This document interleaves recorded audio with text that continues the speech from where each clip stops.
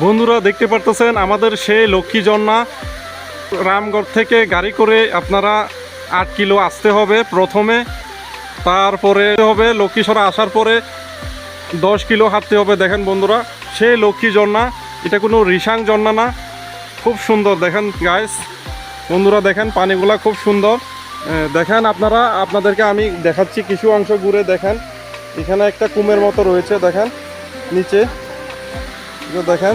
আমি এখন বড় একটা পাথরের উপরে দাঁড়িয়ে রয়েছি, দেখেন কত বড় পাথরটা, দেখেন কত সুন্দর। এই যে দেখতে পারতেছেন অনেক উপর থেকে পানিগুলো পড়তেছে, এই যে দেখেন খুব সুন্দর। দেখেন গাইস, এটা হলো লক্ষ্মী ঝর্ণা।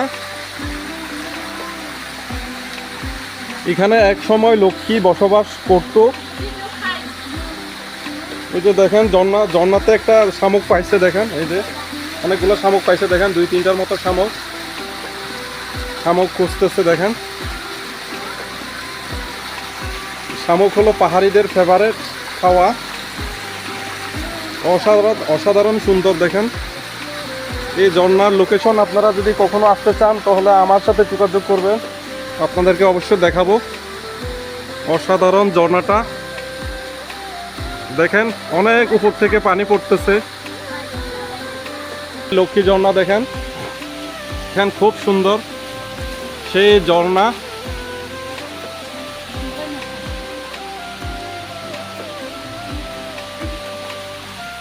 এই লক্ষ্মী ঝর্ণা নিয়ে অনেক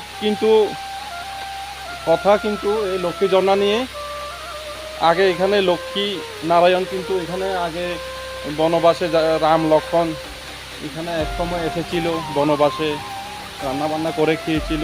সেই লক্ষ্মী ঝর্ণা অনেক হাজার বছর পুরনো সেই লক্ষ্মী ঝর্ণা। আমরা এখন চলে যাচ্ছি।